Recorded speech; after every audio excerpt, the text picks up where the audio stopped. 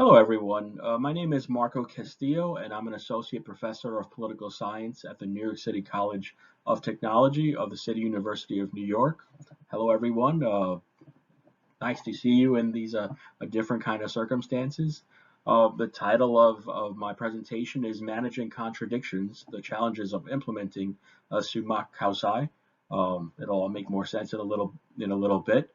This is a topic to some degree on international public administration, comparative public administration, as we seek to draw lessons from contexts around the world, and it'll make a little bit more sense in just a little bit. So yes, let's move forward with the presentation. And just to provide a bit of a background here on the abstract, in this paper, I utilized the Quechuan indigenous concept of Sumak Kawsay and its effects on the politics and policy of the South American nation of Ecuador to aid public administration in its efforts towards developing knowledge that can foster improvements in human well-being, an objective that was once central to Western governments, much more so in the study of government, perhaps, that is now so late in economic policy. Right, but one that has been arguably obfuscated by neoliberal paradigm focused on achieving national and macroeconomic expansion. I argue that the concept of Sumak Kawsay can provide value for public administration as it seeks new ways to reprioritize notions of human well-being in the administration of government and public policy. But the evidence suggests that implementing Sumak Kawsay and similar indigenous paradigms may prompt public administrators to contend with certain paradoxes of government and of governance, prompting us to reconsider the goals of public administration and both the individual and the organizational capacities we will need to meet and accomplish these challenges that await us in the 21st century. So we begin, right despite its contested nature, the study of public administration has long revolved around a core set of assumptions regarding human nature, human society, the nature, purpose of the state, sort of the economic man and his or her place in society. And while public administration has broadened its scope over time, its development continues to stem from an intellectual tradition that has largely overlooked non-Western paradigms, ways of knowing. So much of our field is focused either on the American tradition of government, the Western European tradition of government, focuses on developed world governments. But this research seeks to draw on the experience of a nation of the global south, of Ecuador, and its efforts towards integrating Sumak Kawsay, an indigenous paradigm of reality, of the nature of the world of existence, stemming from the Quechuan people of South America, into the governance of the nation, formally into the governance of the nation.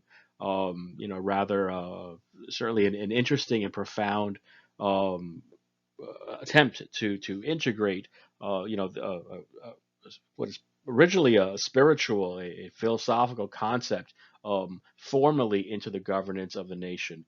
And hopefully we can draw some lessons from this kind of case study.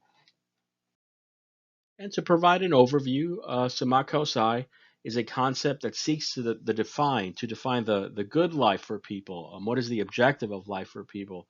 So much in our world today, and in certainly within the neoliberal paradigm that we've lived under for quite some time, and still affects our world.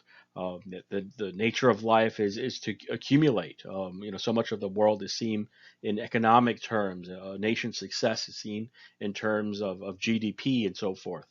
But Sumak Kawsay, again, seeks to define the good life, differently. It emphasizes the importance of sustainable access to the basic necessities of life, the formation and sustainment of thriving, well-connected communities, and harmonious living amongst human beings and nature, amongst one another and with nature, emphasizing these values as foundational for the attainment of human happiness and well-being, sort of being the core of life, the core of existence. And with the establishment of the most recent Ecuadorian constitution in 2008, Sumak Kawsay became formally embedded in Ecuador's constitution, occupying a new and elevated position in Ecuadorian life. And we'll take a look at the whole dynamic now. It was not until the turn of the 21st century that the term Sumak Kawsay would prominently enter the national political dialogue in Ecuador, transforming, again, as I noted, from this spiritual philosophical paradigm of life into a more of a political concept that became a hub of political, social activity for indigenous groups, environmental groups, student organizations, and so forth. Sumak Kawsay came to both inform and reflect, again, this growing national movement and counter narrative against neoliberal conceptions of economic development that were impacting Ecuador economically, socially, politically for the past several decades. And again, it became this focal point for political action, for social action across the host of social movements and groups in Ecuador. The implementation of Sumak Kawsay can prompt scholars and practitioners to recognize and reprioritize the value of fostering socially, politically, and civically engaged communities as a critical path towards improving governance systems and the programs and the policies flowing from these systems.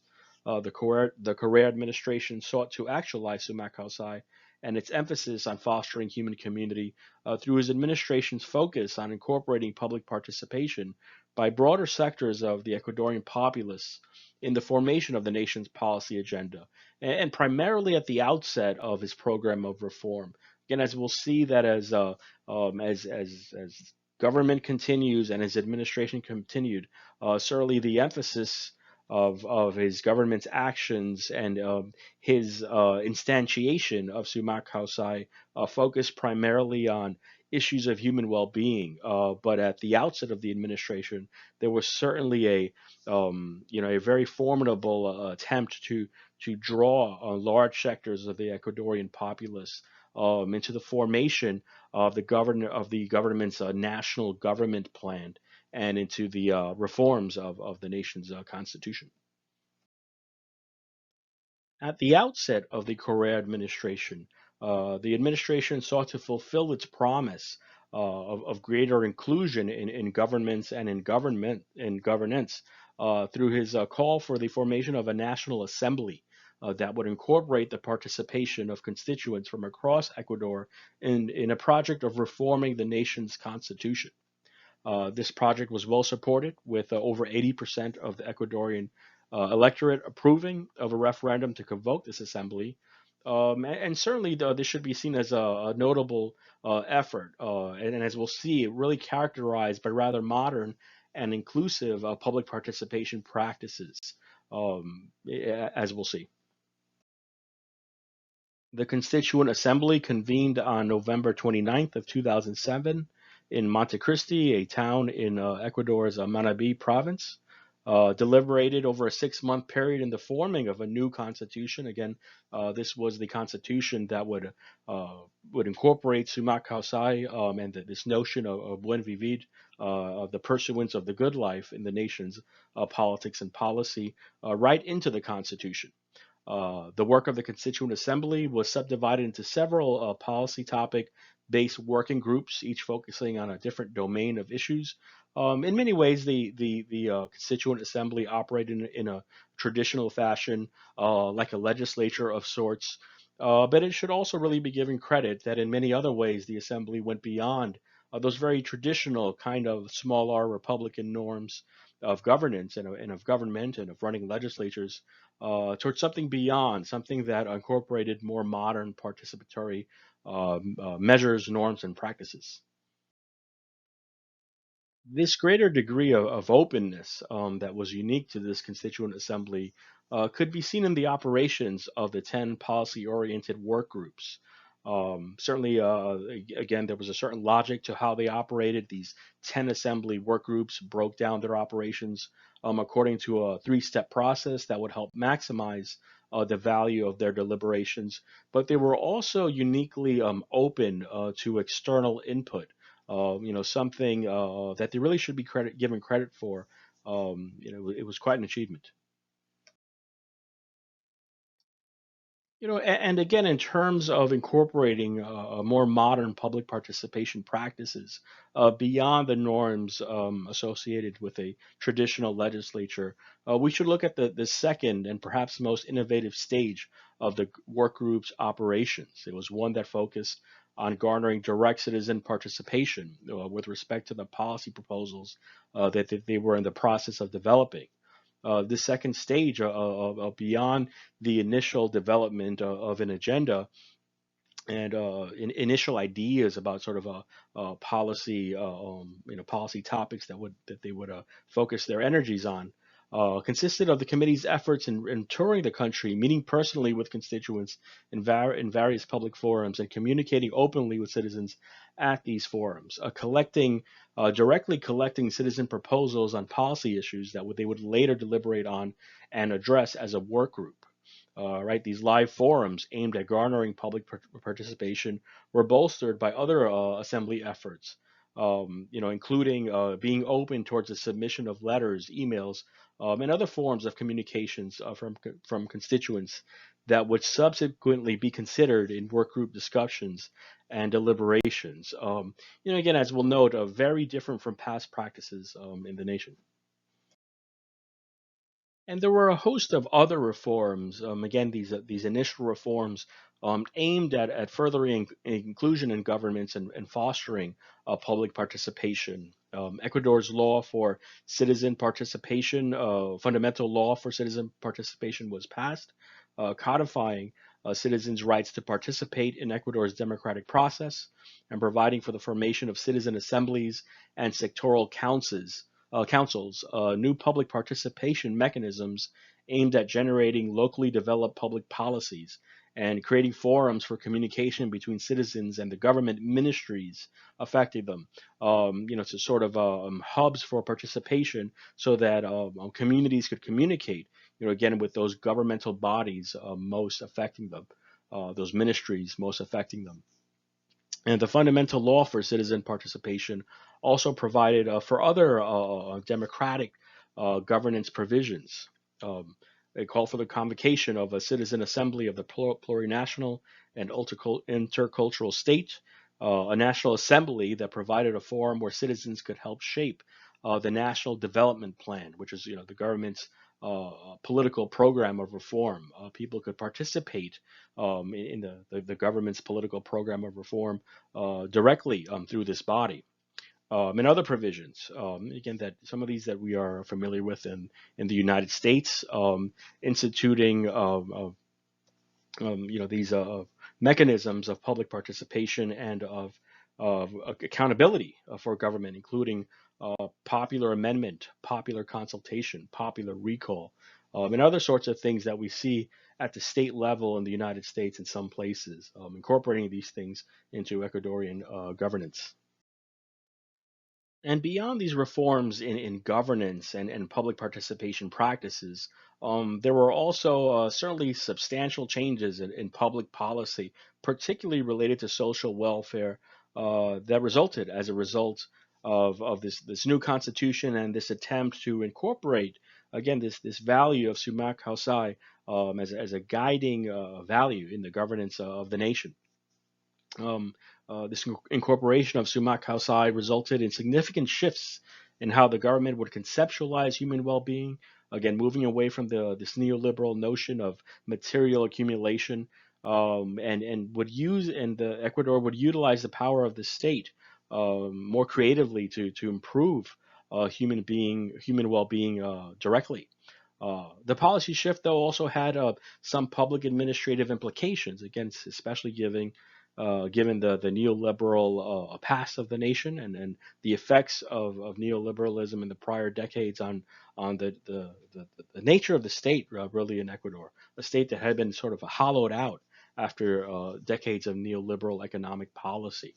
So incorporating Sumak Kawsay into the public policy of the nation had implications for the sort of the social welfare system of the nation, but also for the really the size and the integrity of the Ecuadorian state, something that Ecuador was able to recover to some degree after again years of being hollowed out due to the sort of the small state imperative that flowed from the neoliberal Washington consensus philosophy. And as is always the case, really, with issues of public policy, the nation of Ecuador had to make fiscal shifts, fiscal policy changes to help secure the funding for the numerous programs and policies that it sought to actualize. And if I won't go into sort of all of it, but there were efforts to renegotiate foreign debt. The nation actually defaulted in certain portions of foreign debt, arguing that the debt was accumulated under previous military administrations, making it illegitimate. Through negotiations and different sorts of machinations, the Correa administration was to renegotiate significant amounts of its foreign debt, saving the nation money, really that could again direct over towards that social welfare state that it was seeking to improve really the worst aspects of extreme poverty in parts of the nation, misery, some would say, even beyond the notion of just a poverty, as we would know it. Again, the money has to come from somewhere. So renegotiating foreign debt, increasing taxes on the wealthy, including capital gains taxes, inheritance. The country also took efforts to reduce tax evasion in the country. There really wasn't a culture or well constructed practices of tax collection in the nation. It was pretty easy to evade taxes for individuals and for businesses. And the government took efforts to really reduce tax evasion, and a lot of negotiations also with the country of China, new loans from China, oil purchasing agreements, and so forth. And through this sort of patchwork of different kinds of economic activity and economic policies, the nation was able to raise some of the funds that it needed in order to address, again, the social welfare needs of the nation. And for the Korea government, improving social welfare to a large degree meant addressing the healthcare needs of the nation. Health is specifically included in the 2008 Constitution as a priority, as it articulates an objective to design a national healthcare system to develop, protect, and revitalize the potential for a healthy life for both the individual and collective. So, an aspect of Sumak Kawsay is health, is the health of the individual. And it also outlined a priority of health in its national development plans that it laid out in 2009 for the 2009 to 2013 time period. And as part of these health-oriented reforms, the Carrera administration introduced a host of a package of increases in funding related to healthcare. Access to free healthcare to those in need was funded more extensively. Primary and preventative healthcare was funded more extensively. And we saw substantial increases. Again, public expenditure on healthcare services amounted to 13.5 billion, doubling as a percentage of Ecuador's GDP. 34,000 medical professionals were added to the nation's healthcare system. 13 new hospitals were constructed. This is unprecedented, really, in Ecuadorian history. Higher salaries were mandated for doctors. Mobile clinics were established to facilitate healthcare access throughout the nation. And so there was a real emphasis on providing more extensive set of healthcare services to the nation, again, funded by these increased revenues that the nation was able to raise in all sorts of ways. And such spending resulted in tangible changes and indicators of public access to healthcare services. Again, these were not just increases in spending, but there were some indicators that people were utilizing these resources more, and that there were indicators of improvements in actual citizen health. Uh, there was a significant increase in doctor visits at public hospitals from 16 million in 2015 to 38 million in 2016. Again, much more greater number of visits to public hospitals, and increased use of diagnostic tools such as X-rays, mammography, and so forth, and improvements in a variety of health outcomes, right? Not just spending and access to services, but actual outcomes, including improvements in infant and child mortality, declines in reported malaria and tuberculosis cases and deaths, and reductions in deaths related to HIV/AIDS. So an improvement in access to services and also an improvement in actual indicators of citizen health. These increases in social welfare spending extended to education, as there were significant new investments in education. Spending on education as a percentage of GDP rose from 2.3% of GDP to 4.3% of GDP in 2016. Spending increases were associated with increased enrollment for those under the age of 18. So again, with respect to the utilization of services, we saw an uptick there. More kids were enrolled in school. And spending on higher education also increased from 0%, 0.7% of GDP in 2006 to 2.1% of GDP in 2014, the highest level of public spending in Latin America. And reforms included a host of notable policy reforms, really, including a free tuition in public colleges, free textbooks, the elimination of school fees, and the establishment of affirmative action programs for Afro-Ecuadorian and indigenous students. So more public spending, a host of new programs, and real indicators of utilization of these programs from across the population. The nation also took more direct, economically redistributive action to aid different sectors of the Ecuadorian populace. It expanded a very popular direct cash benefit program, the Bono de Desarrollo Humano, which provided direct cash aid to those in poverty. It more than doubled spending on this program as a percent of GDP and increased the number of households benefiting from the program. Again, more direct cash benefits to families across the nation. It also took other traditional measures, such as increasing the minimum wage and continuing a host of subsidy programs, especially a popular fuel subsidy program that had been in existence for quite some time, that is often a subject of political controversy because of the cost.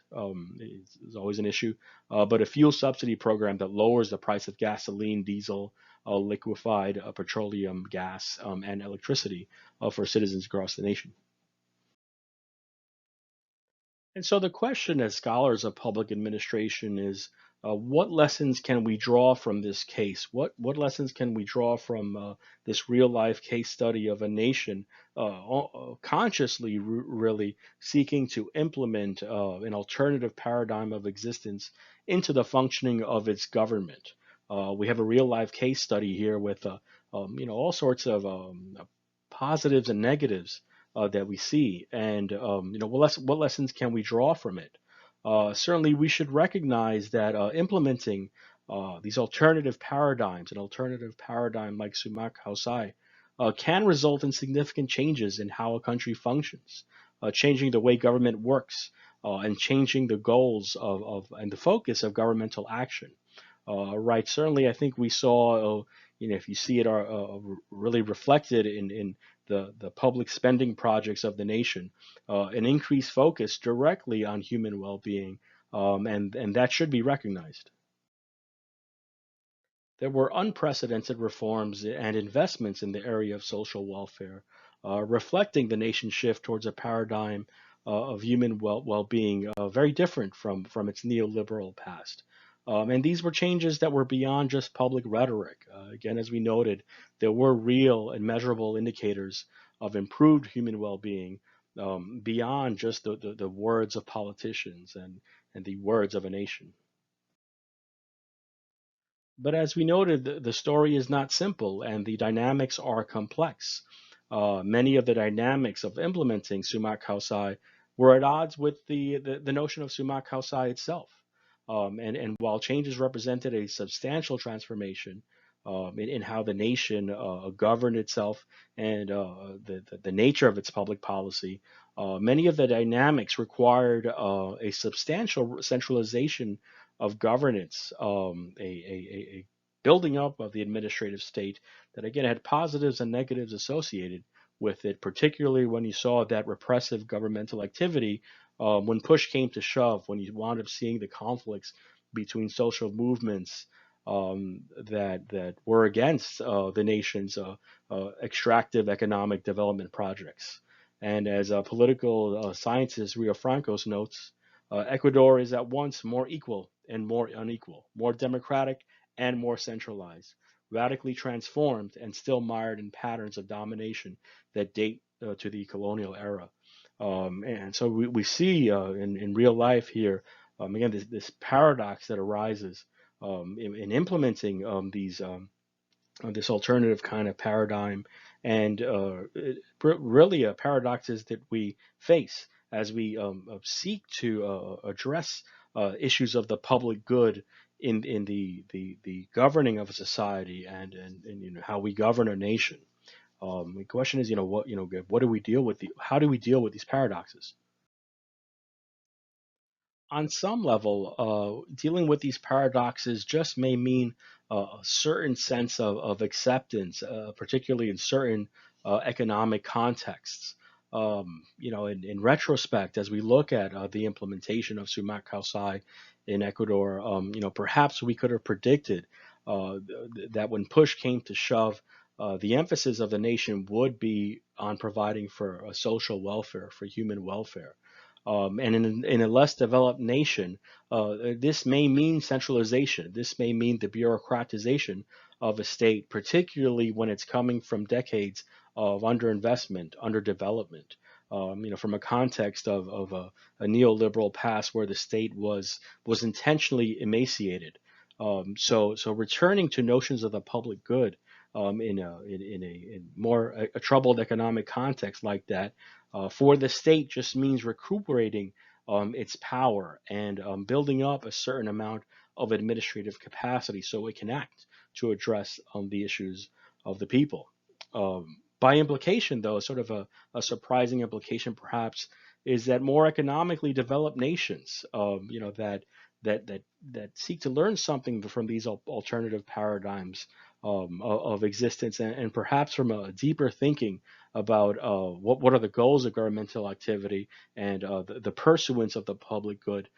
In a sense, more economically developed nations may be freer to benefit, may be more capable of benefiting from the breadth of concepts such as Sumak Kawsay and from a deeper understanding of the diversity of aspects that constitute human well-being, and more developed states may be more able to act in with respect to these different sort of goals.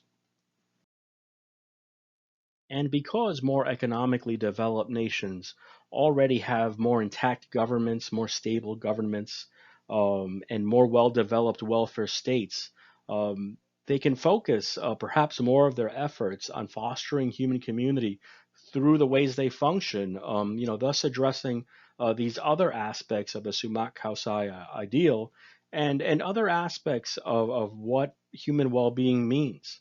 And so, through fostering participation in government, through decentralizing the provision of services to the extent possible, policy can be improved, but also you can help bring an element of human dignity to citizens. That is something that I saw with an article that I was reading on the case of healthcare provision again in Ecuador. That as the Ministry of Health improved really access to healthcare in many regions, particularly rural regions in Ecuador. It sort of crowded out, as I noted before, the previously existent social networks that were there. It really just seemed to be an unfortunate thing that I think undermined elements of human dignity, perhaps even undermined the legitimacy of the government itself. Even though people were happy to have access to healthcare services, they really felt that they were being sort of crowded out of a service and out of an endeavor that they should be a rightful part of. So ideas such as citizenship, the legitimacy of government, and these elements of human dignity are something that are overlooked perhaps when you have this strict state-centered provision of a public service, and this is something that a more developed economy, a government with a more developed economy can pay more attention to and perhaps address more fully, and then perhaps actualize the goal of improving human well-being, really in a way that nations that are struggling with basic issues of economic development and basic issues of poverty just can't. And as we seek consciously to implement an alternative paradigm of reality, such as Sumak Kawsay, and as we seek to have governments more directly address issues of human well-being, uh, one sort of point that arises is this idea that government becomes perhaps more complex when again, when you first hear about a government's efforts towards implementing this spiritual and philosophical paradigm, we might think that it might lead to a simplification of government. But in many ways, what I saw is really perhaps a tougher role for bureaucrats, a tougher role for technocrats. In the future, we may have technocrats um, having to deal with issues of human well-being on a deeper level, in a more refined level, having to work in collaborative environments, seeking to integrate different conflicts that arise in the making and implementation of public policy. And this will require a more rather than a less skilled technocrat. Our technocrats, our bureaucrats will have to be concerned with issues of human well-being in its complexity rather than just economic development or rather than just the rote implementation of a governmental program. And so that's something that I think really arises as a surprise in this case study. And finally, this case of implementing of the government's efforts to implement Sumak Kawsay consciously in the governance of Ecuador should prompt us to revisit our own notions about human well-being and the goals of governmental activity. Ultimately, I think all of us know on an intuitive level that human well-being uh, is and should be the goal of governmental activity, but all too often that's lost. It's all lost in the policy development process and in the process of implementation. I think this case study really perhaps calls us to really refocus our efforts on this sort of fundamental goal of governmental activity and shows us that to some degree we should wrestle with it and we can do it both in our policy development processes on the implementation of policy in our graduate programs that perhaps there should be a deeper discussions, a deeper education about notions of human well-being, different perspectives on human well-being, what is the public good, and in a deeper philosophical kind of sense that's all too often I think is lost in very technical kinds of education at times, um, and even beyond in our own professional development opportunities throughout our careers. I think there really is an opportunity to do something here to understand human well-being on a deeper level, and it wouldn't be the first time. Certainly in the profession of public administration, when we look at the literature on social equity, we saw a real turn during the civil rights era towards social equity as a norm, as a value that should permeate research and practice. And perhaps we find ourselves in a similar situation now, perhaps moving even beyond social equity, and as we seek to understand the fullness of human well-being and what governments and what governance systems can do to foster human well-being. Um, and again, thank you very much. I hope you've gotten something from this presentation, and I look forward to feedback. Whatever channels we are facilitating here. Thank you very much, and have a good day.